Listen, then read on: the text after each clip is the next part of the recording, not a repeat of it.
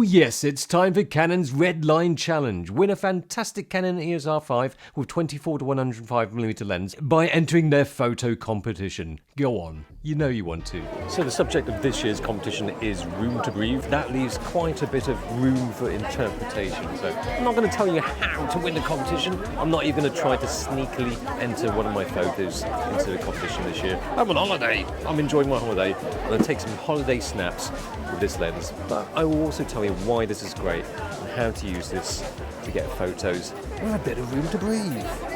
And that's not just photos of a lounge with the windows open. The 24 to 70 might be the standard zoom lens for many people, but if I were to glue one zoom lens permanently onto my camera, it would be an ultra-wide zoom lens. Like this. Not to throw shade on the venerable 24 to 70, if you like it, you like it. It's just not spicy enough for me. Well, the awkward thing with the 24-70 is that at 70mm, it's just a bit tighter than a 50. And at 24, well, it's not really that much wider than 28. Yeah, it's too wide to be as practical as a 28, but not wide enough to get that really wide effect. So it's not really useful for anything. Whereas the 17 to 40 or any ultra-wide angle zoom, it goes from wide to a bit wider to even wider to ultra-wide, which is great. You get more in the frame, and in this case, more is definitely more. The numbers don't sound much, but it makes all the difference from this is 35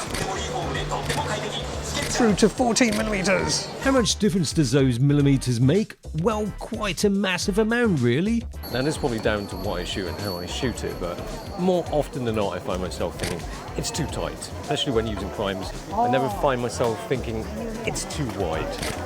After all, you can always crop in on a loosely framed photo, but you can't, oh be quiet you AI geeks, make a photo properly wider in post. An ultra-wide zoom is the lens that keeps on giving on one end and is just right on the other.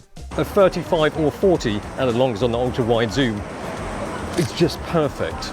See the video, 5 reasons 14mm lens, but then you've still got 28mm, so it's slightly wider than 35, but not so wide that you have to be really close to your subject. If you've not gone wide before, start off at 28mm. It just ekes in enough extra detail without making it hard to manage.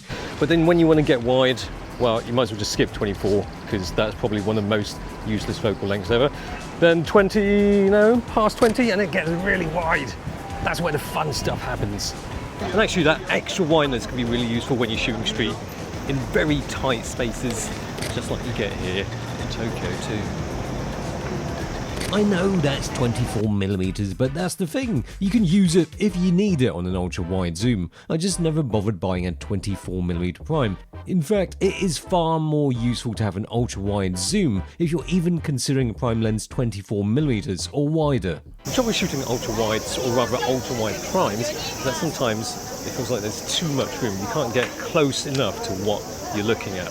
And because you're shooting with primes, the only options you have are either to crop it in post or just to get closer with your feet. Sometimes that's not a viable option, is it?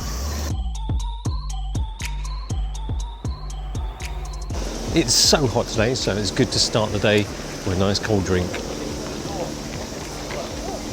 If you think of how many wide lenses you're getting in one, the size and weight is really quite reasonable. And that's why I prefer using ultra-wide angle zooms over ultra-wide angle primes, because you can have slightly less than ultra-wide. You can have ultra-wide or then slightly less than ultra-wide. Having 16mm or even 14mm is fantastic, but not something you can use for everything. It's not on as wide as right now, 14mm, and it makes that thing look tiny. The problem with an ultra-wide like a 14mm is that it requires more careful framing. It pulls in a lot more visual data into the frame, so it's easy for unnecessary elements to creep into your composition. A zoom allows you to try the different fields of view, making it easier to figure out how much wideness you need. Flexibility you don't get with a fixed focal length. You know, everybody's used to seeing in standard focal lengths, but when you go ultra-wide, it takes a bit of getting used to. That's the challenge, because you get a lot more. And it's just a matter of not thinking that it's some kind of visual buffet where you just want to chuck everything on your plate. You still need a point of interest in your image. And the thing is, with an ultra-wide, you just need to get really, really close to that point of interest to make it interesting.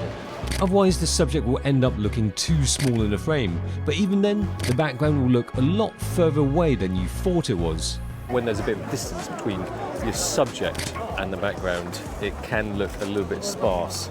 Embrace it, ace it, plonk subject out front, leading lights leading towards something substantial in the background, or just fill that massive amount of space with bits of curiosities for the eyes.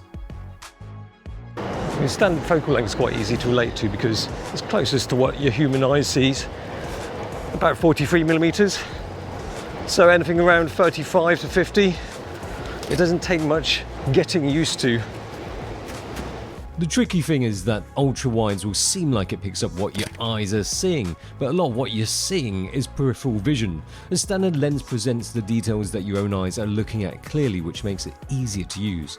With the wider end, you have a lot more to evaluate across the frame, but not only that, there's the whole wide-angle distortion to deal with too.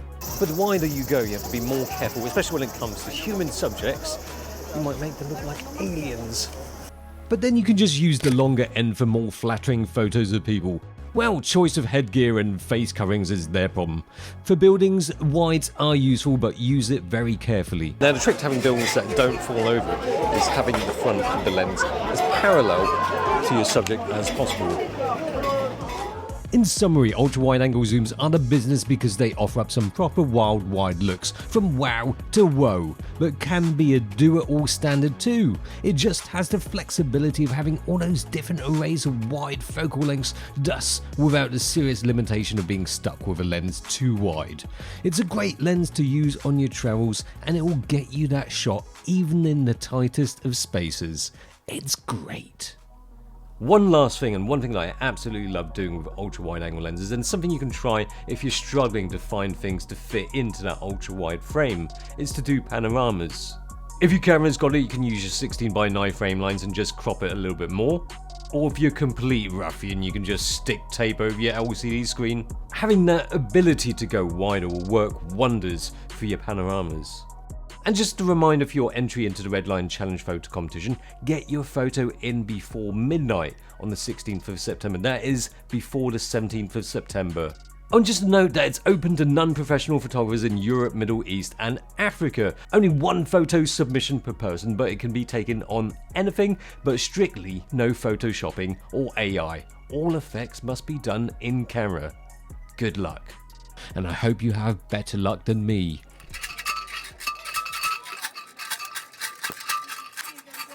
Unlucky. Oh no, I got an unlucky one. Which basically means I've put more money in until get the good fortune.